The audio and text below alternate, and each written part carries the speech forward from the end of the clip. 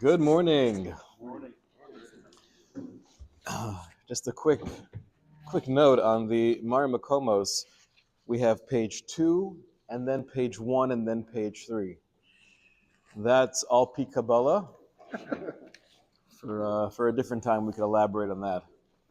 But we're going to be starting off with page 1. The topic here is maximizing the experience of Selichos. Selichos is something that most people really look forward to the entire year. There's a sense of excitement and anticipation as we get closer to Selichos, being able to, similar to what we spoke about in the paragraph of David Hashem Ori, the mindset is very similar. Another opportunity to push aside all of those ma'akvim, all of those barriers, as we get closer to the Yom Neroim. So the goal today is to explore the origins of where do we get this minig from, and to ask a few very basic questions. One question somebody brought up, which I think is probably on the minds of many of us. When you're going through the Selichos, assuming you're looking at the translation so you know a little bit of what's being said, it seems to paint a picture of a very dark, depressing, agonizing reality, which unfortunately has been the case throughout our history in many, many times in many places, but it's not always the case.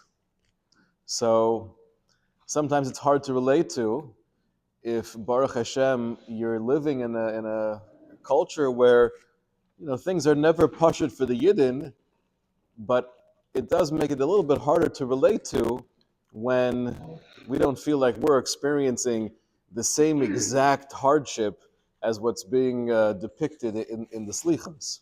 That's one interesting question. Another question is, because the Selichos are written as poetry, first of all, why did the Gaonim, the authors of the Selichos, choose to write the Selichos in such a poetic language, making it more difficult to understand what the intent of each of the Selichos are? And halacha l'maisa, what does that mean for us as we're trying to go through them? We're trying to make it meaningful. Oftentimes we don't understand everything we're reading in the Hebrew. Is it better to read it in the English? Sometimes the English doesn't help that much, right? You still don't get it. So we'll explore some of the practicalities of it as well. What can we do to make it as meaningful and as uplifting as possible? So the starting point is a Gemara in Rosh Hashanah and Daf Yud Zayin, quoting the pasuk in Parshas Kisisa, "V'yover Hashem al panav v'yikra." Hashem passed by Moshe and he called out the Yud Gimel Midos Harachamim, and that is for sure the central theme. That's the chorus, so to speak, of the entire Selichos experience, is the Yud Gimel Midos Harachamim. Those were first revealed to Moshe Rabbeinu as Moshe was davening for Hashem to forgive Klal Yisrael. So Amar Rav Yochanan, El Mole Mikra Kosuv Yevshar LaOmro. If not for the pasuk alluding to this, it would be impossible for any human being to say. To say what? That Melamed Shenisate Fekadosh Baruch Hu Kishliach Tzibor. The Torah is teaching us that when Hashem was showing Moshe and sharing with Moshe the Yud Gimel Midos as to what to say, there was this picture, this vision that HaKadosh Baruch Hu shared of Hashem wrapping himself in a talis, just like a shliach tzibur. Veherelo l'Moshe seder tefillah. And not only were the words conveyed to Moshe as to what to say, but the picture was painted as to how to do it. And Amar Lo, Hashem said to Moshe, Kol zman she Yisrael chotin, Yasu lefanai keseder hazeh. Anytime Klal Yisrael is suffering from chait, you should do like this seder, va'ani mocha lehem, and I will forgive them.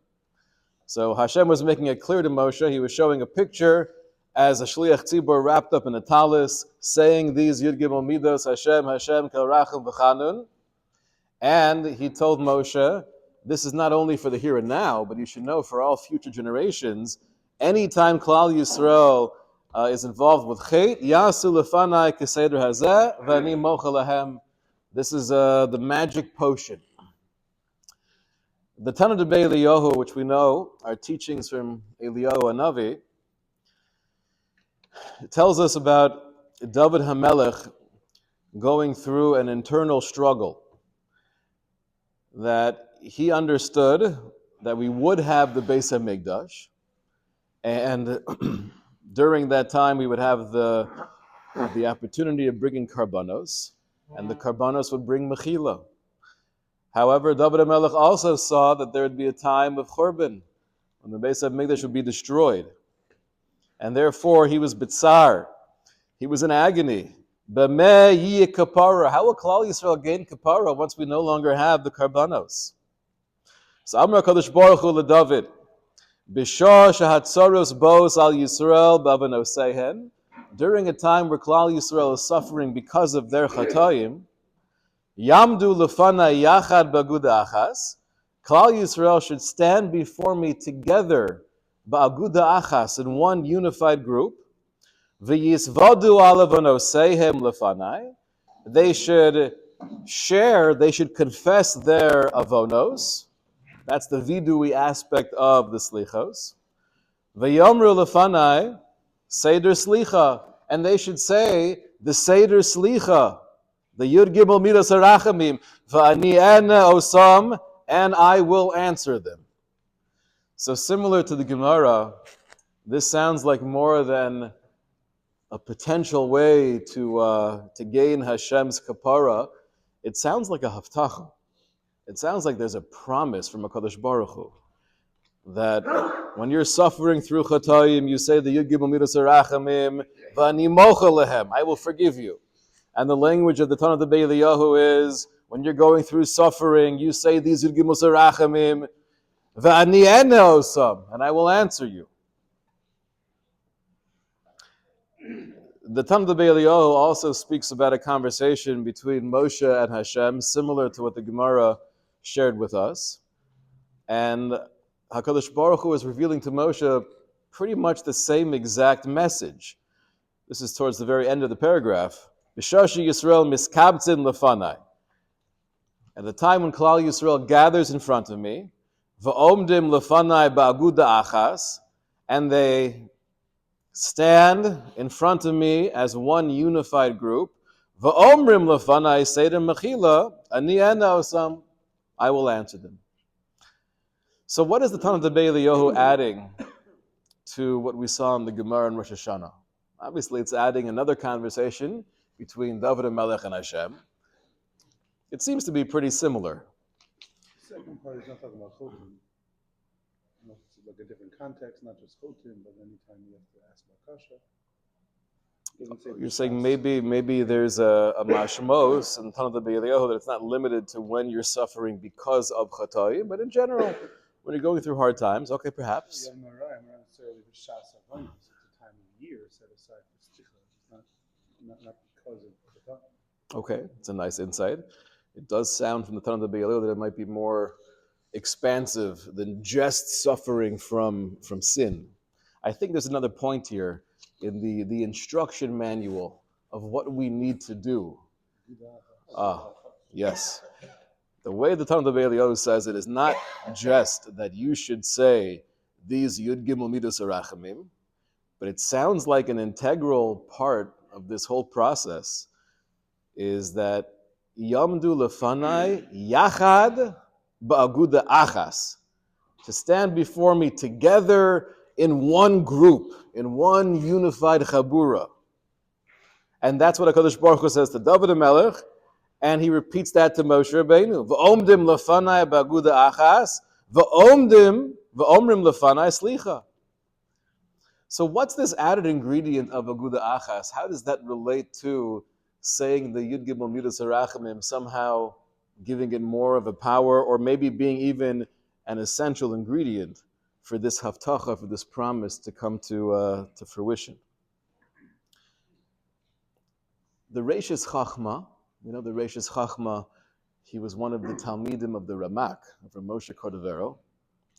And when he speaks about this Gemara in Rosh Hashanah and the idea and the power of saying Yud Gimel Midos Harachamim, he's bothered by a question, which is V'hadavar kasha. Sherei anu roim shekama pamim anu maskirim shlosh esrei midos ve'einenu nanim. We've found many times throughout history where Klal Yisrael was suffering, and we did say these Yud Gimel Midos, and it didn't work. Our tefillos weren't answered. The Gemara says it's a haftacha, it's a promise. Huh? He didn't like that answer. If it says it works, it means it works right now. Tell me, 4 generations from now, because of your tefillos, your great-great-grandchild is going to be saved. That's not mashma. Okay. Ela omrim ha-gaonim. So he quotes from the Gaonim, and it was really, historically speaking, during the time period of the Gaonim, this is when saying Selichos became more of an integral part of the service and what we do prior to Yomim Noraim and different minhagim of Svardim starting from Rosh Chodesh Elul and Ashkenazim starting from at least 4 days before Rosh Hashanah. That's when these minhagim really came into being in a more set way. So the Reishis Chachma in the times of the Gaonim, meaning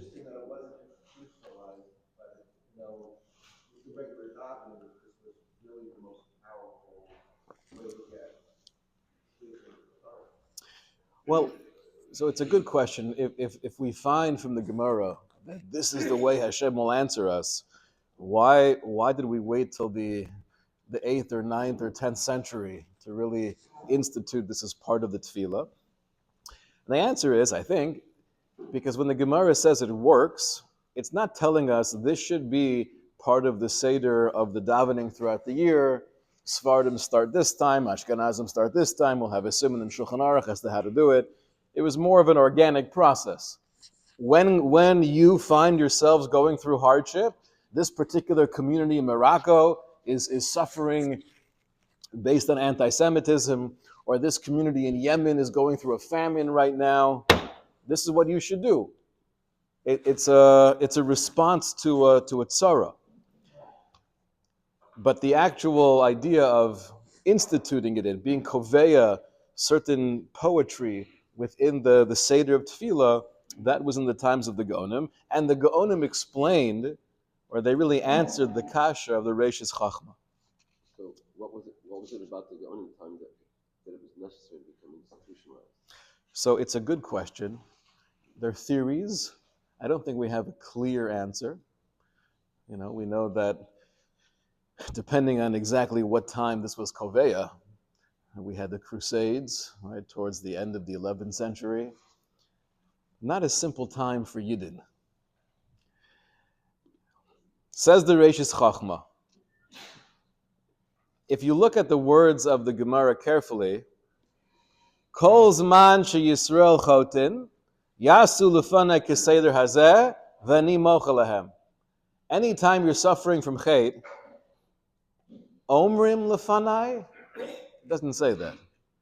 The Gemara doesn't say that you should say these words, these Yud Gimel Midos, and then, like a magical potion, all will be taken care of for you. But it's Yasu Lefanai. You should do this. What is Yasu Lefanai? Ki kavanas Yasu Lefanai keseder hazeh, ein hakavana levad alatifas talis.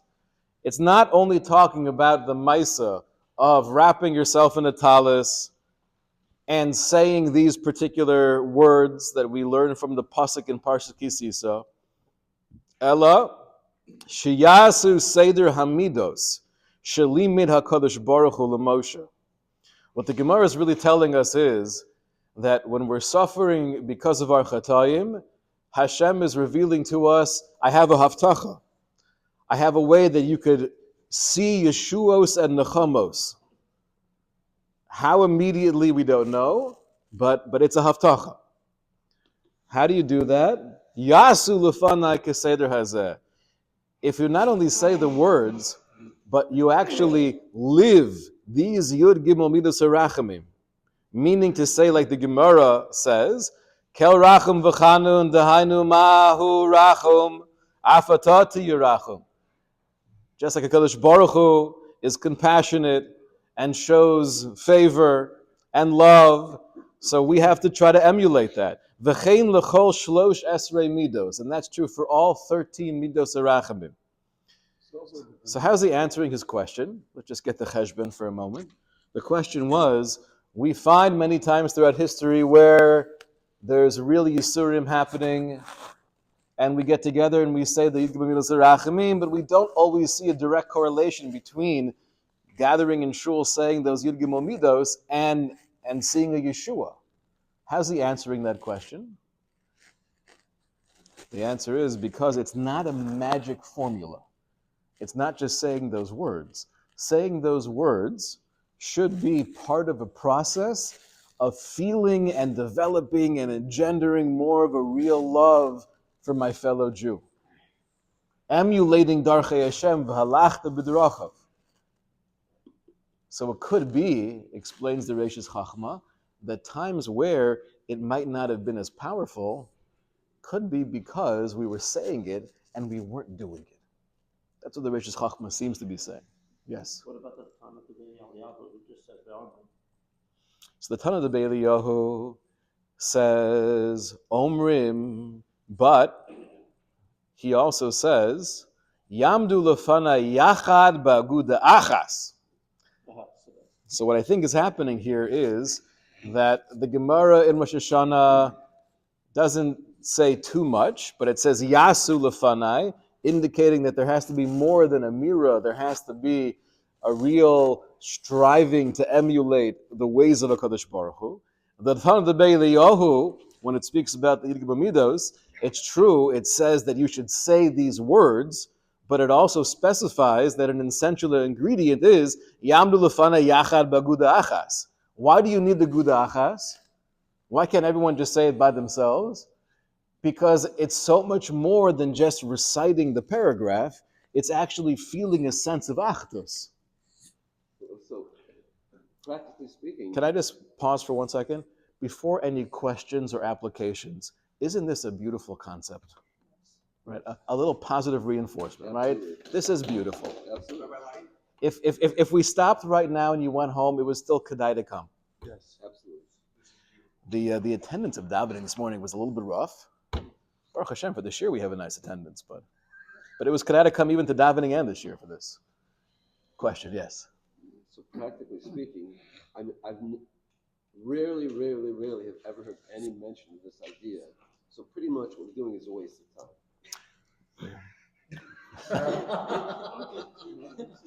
On another note, away from positive reinforcement. It's a good thing we had the positive reinforcement first. Yeah. We should get together and before Selichos, everyone should have a concert. We should. Oh, so that. This has to be spread. So I'll tell you this. One of the reasons why I feel that the pre-Selichos Kumsitz is so powerful is not just because as I'm sitting there as an individual singing shiros v'tishbachos to Hashem prior to Selichos, not during Selichos. During Selichos is a whole different conversation. But prior to Selichos, as I'm getting ready, it's not just between me and HaKadosh Baruch Hu. Shira is one of the strongest ways of enhancing a sense of achdus. We're singing together. 5:45 a.m. every morning is Selichos. Oh, I like that. I like that idea. Finger guitar. Yes. Okay, so this is what we have. This is the Reishis Chachma explaining the language in the Gemara in Rosh Hashanah, explaining the language in the Tana de Eliyahu, and also answering his very fundamental philosophical question of why doesn't it seem to always work? The answer being because there's a very important ingredient that needs to be part of this process for this to be as powerful as the Haftacha is. Yes, Howard? That ingredient is the opposite, so that ingredient is the Yud Gimel Midos, emulating them. Well, the idea of achdus, I'm assuming that the achdus is through. How do we become more unified? How do we feel more connected to each other? Through emulating Darchei Hashem, through loving each other, through being there for each other, through supporting each other, through respecting each other. It's all it's a zel bezach. It's all one yesoid. It also sounds deeper than a commitment in that moment of Aguda Achas. It could be a very long process of really incorporating it into a person's midos. It doesn't sound like if in that moment we have a conviction that we want to be Aguda Achas through the eyes of the Yirgim Midos, and I want to self-improve, that's going to be the result. It sounds like Yatsu Lafana is, it's not just being in Shul Selichos. You have to live for I don't know, not a period of time, but that there has to be a reality of your living. So I happen to think this is a very good question, right? According to the Reishis Chachma, his understanding of the Gemara and the Talmud Eliyahu, is he saying, really, this never works because we've been suffering from Sinas Chinam for thousands of years. That's why we don't have the Beis HaMikdash.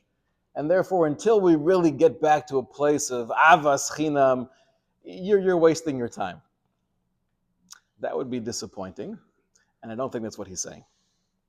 I think what he's saying is, and I think it's based on a premise that, and we've spoken about this in numerous occasions, there be'etzim is an ava.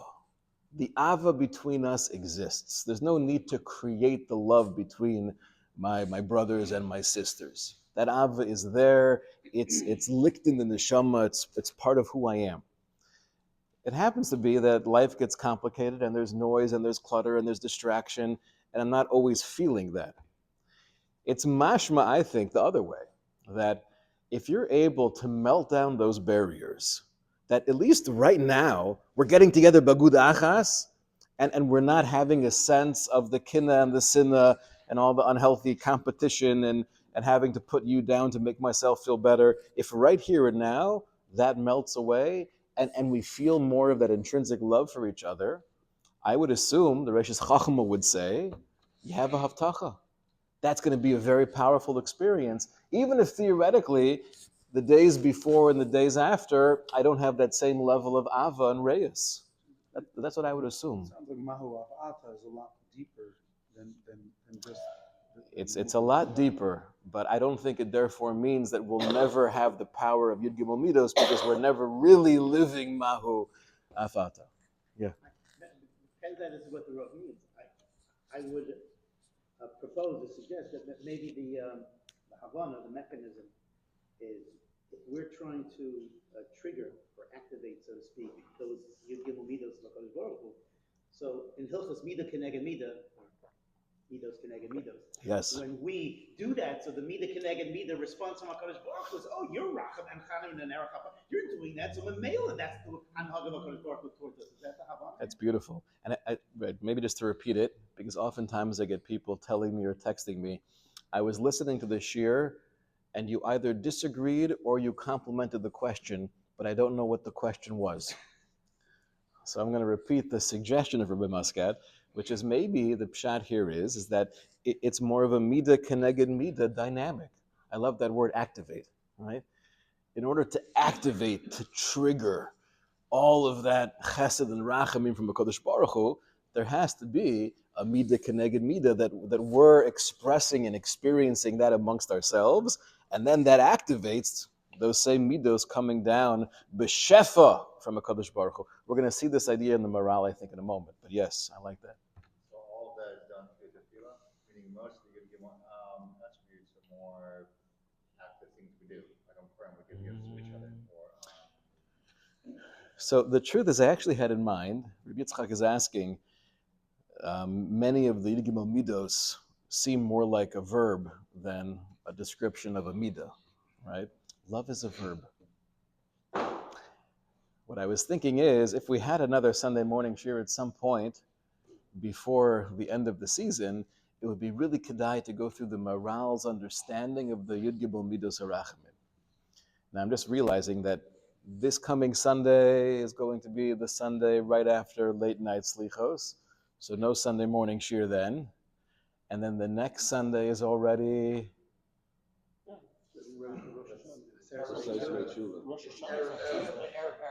Erev, okay. Okay, so we'll have one more then.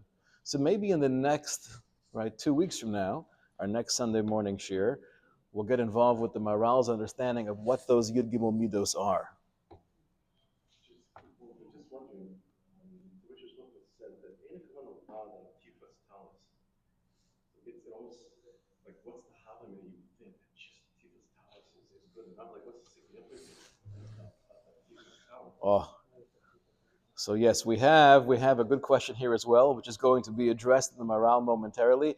What is the significance of wrapping the talis?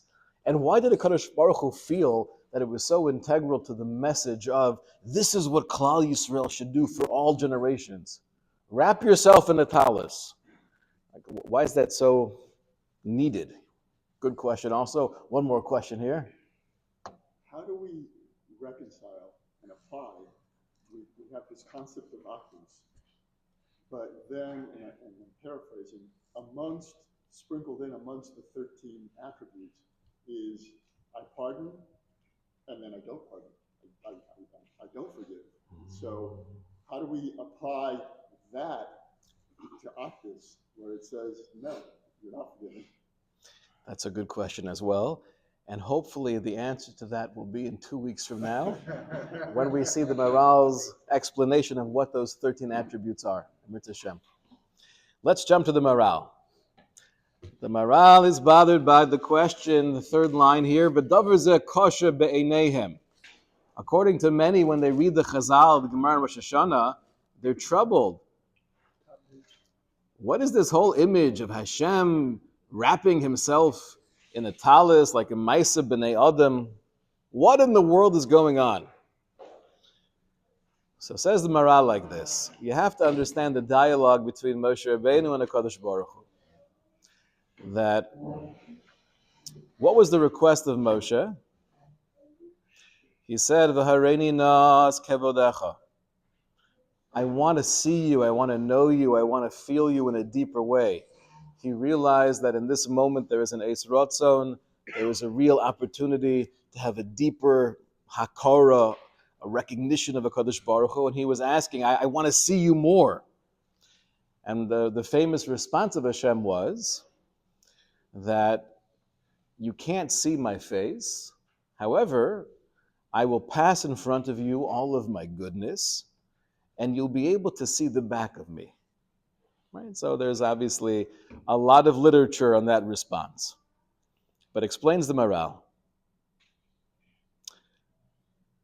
When HaKadosh Baruch Hu said, I'm going to pass in front of you, and I, Hashem, I'm going to call out these Yud Gimel Midos, teaching you what you should be saying now and in the future. Lo hayazeh lilmud hatfila atzmo bilvad.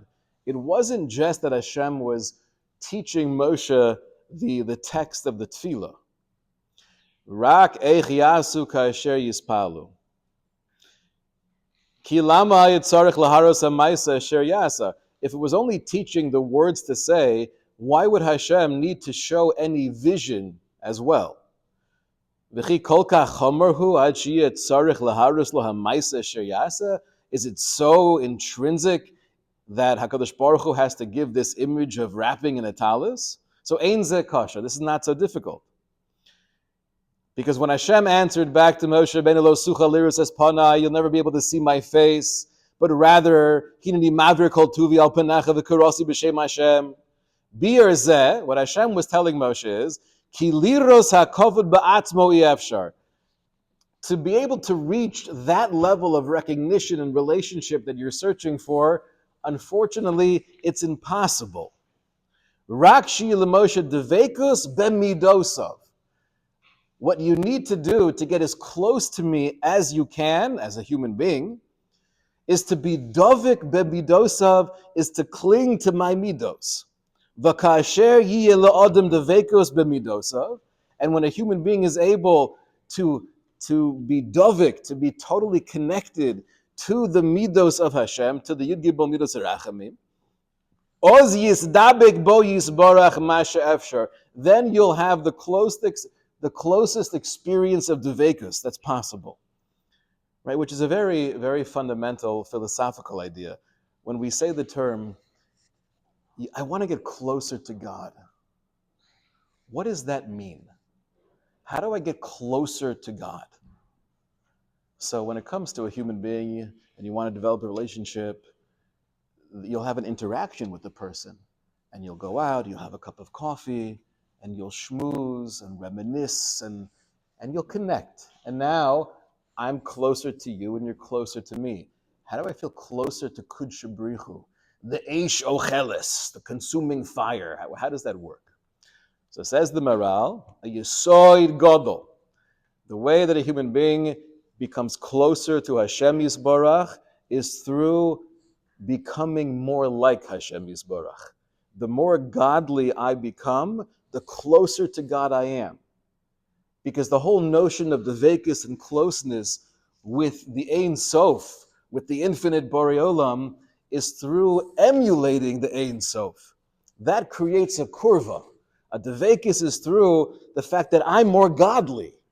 I'm more like you, and therefore there's more of a closeness between us. So that's what the Maral is explaining in this first paragraph. And that's what the pasuk means, says the Maral, "V'reisi es achorei uponei lo yaro." You'll be able to see my back, but my face you'll never see. Meaning to say, this will give you the greatest glimpse into the essence of who I am, is through you grabbing onto those same midos. Then in the very next paragraph, the Maral explains further. So we know the way it works is that if a person is trying to concentrate and focus on his tefillah, ve'eno pona min Hashem yisbarach, not turning away from his bonanus on Hashem, kach Hashem yisbarach nimtza elov gam keim legamrei. So then there's a midah keneged midah, where Kadosh Baruch Hu is, so to speak, more focused on me. And this is what the Gemara is alluding to when it speaks about Hashem showing the vision of being wrapped in the talis. What's the whole idea of a shliach tzibur being wrapped in the talis? Is shelo yeh natiya yaminu smol l'shum tzad klal. It's in order to stay focused, to have that intensity of the concentration, not to be looking around or distracted. V'zeh ha'ituf. This is the whole concept of wrapping oneself in the talis. V'oz ha'kriya bekavana legamre mitoch omek halev b'amitoso. Then the kriya, then the calling out to Hashem will be deeper, will be more sincere. That's why, by the way, right, we've had situations in the past, Baruch Hashem, after spending way too much money on AC in this room, the temperature is usually pretty nice. However, in our many journeys, in our 42 masos throughout the Midbar until we got here, we've often had experiences where it was very hot and uncomfortable. So I would tell the Shliach Tzibor, if you get to a point, even if it's a time where generally you have the talis over your head, but your mom is schwitzing, you could take it off. Because the whole point, it's not about a double covering. That's not why you have the talis over your head. The yarmulke is sufficient, the hat is sufficient. The idea of having the talis over your head, this is clear in the poskim, is to help you be mechavein. But if it's distracting you more because now you're schwitzing, take it off. Right? That's true for an individual as well. If you're in a situation where I'm davening Shemona Esrei, but it's really, really hot. I remember the first time we got back together after COVID, right? One of the most disappointing experiences I've ever had in my life. After so long of having to daven b'yechidus, we're finally getting back together. Right before Shavuos it was. That's because we live in Florida, in contrast to other states that are still davening b'yechidus. But we get back together and we're following the protocol, namely we're going to do it outside on the green top, 6 feet away, wearing masks. And the Meister is schwitzing. I probably had the least kavanah in that Shemona Esrei that I had davening b'yechidus the whole time. So, how did we get here? Covering your head with the talis, the point is, says the Maral, is to help you have kavanah. Amnam ein hadavar tola be'ituf hatalis. It's not based on the action of the covering yourself with the talis. It's all about calling out b'kavana. V'davar zen nikra ituf. And this is really what ituf means, right? I'm enveloped in the machshava. Bavur shu masulak mishar davar, because what I'm accomplishing is I'm removing myself from anything else. That's really, you take a look in the Torah and the Shulchan Aruch and Tzadi Ches and Aruch Hayim, where it speaks about what we're striving for in tefillah. It's a hishpashtus hagashmi, separating myself from all physicality, getting into a higher plane of consciousness. If you were reading that in English and you didn't know it was coming from the Torah and the Shulchan Aruch, it would sound like Buddhism. But that's what tefillah is intended to be. And then he says a beautiful pshat in the pasuk in Tehillim. Tefillah la'ani, when David HaMelech says, my tefillah to you, Hashem, is the tefillah of the impoverished one. Kiyatov, when he's covered, when he's wrapped in a talis. Livnei Hashem yishbach sicho, and in front of Hashem, I'm pouring out my heart. So the Maral says, what's this idea of tefillah la'ani kiyatov? That this is the tefillah of the poor man when he's covered in the talis. The idea is that when I'm suffering poverty and I mamish feel like there's no one else in the world who could help me, so I'm turning to you because I know you're the only potential source of parnasa, misalik atmo mikol davar. I'm removing my mind and my heart from anything else, knowing that you're the only address. And therefore, lifnei Hashem yishpoch sicho. That's why I'm able to pour out my heart to you, because I'm feeling the anius. I'm feeling that all I have is you. That's the whole idea of a tifa. Again, a pause. Isn't that beautiful? Right? It's a whole different madreg of understanding. So says the Maral. Ki kasher adam mechaven legamrei mibli pineus yaminu smol. When a person's able to be mechaven and putting the first paragraph together with the second paragraph and the third paragraph, what does the Maral mean when I'm able to be mechaven through the ituf, through covering myself from being distracted, yamin or small? He doesn't just mean knowing the words, but part of what the kavana is almost the tefillah of me trying to feel those yud gimel midos harachamim. That's the whole idea of closeness with Hashem. Kasher yi la'adam devekus b'midosav, oz yistabik bo yisborach masha efsher. And the more kavanah I have, thinking about what these Yud Gimel Midos are, and not just that you, the Borei Olam, have these 13 attributes of Rachamim for humanity, but we're also trying to understand those Yud Gimel Midos and cultivate them in our own personalities. When you're machavin like that, Gam Kein Hashem Yisbarach Nimtza Elov, then Hashem is mamish right there in front of you. V'oza adam dovuk bo yisborach b'midas tuvo, v'zehu mahu sa'ituv kasher kriya bekavana. And he says that's the meaning of the pasuk we say in Tehillim. Karov Hashem, who is Hashem close to? To all who call out be'emes.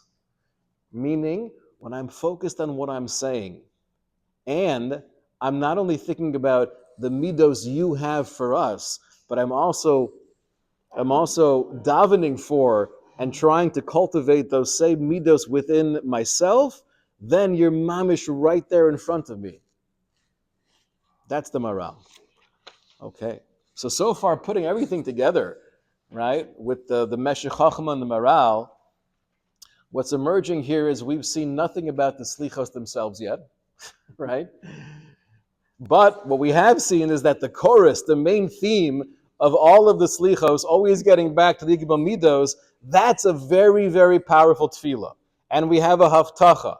And that promise of HaKadosh Baruch Hu showering us with shefa and bracha and yeshuos v'nechamos, it's all coming from the fact that if I do it in a sincere way, where I try to think about what I'm saying and I try to become those Yud Gimel Midos myself, then I'm closer to Hashem in that moment than I am perhaps the rest of the day.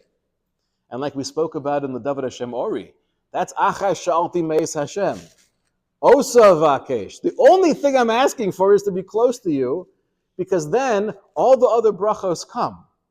But I'm not doing this as an avenue of getting the other brachos. That's my bakasha as well, meaning my real request is I just want to be close to you. And that's what we're doing in the Gemilas Harachamim. Oyim v'noira. Yes.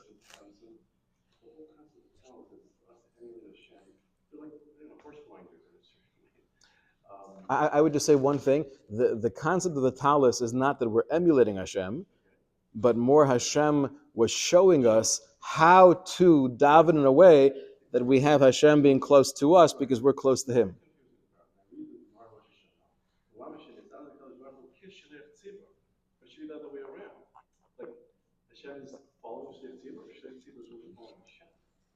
That's a good question.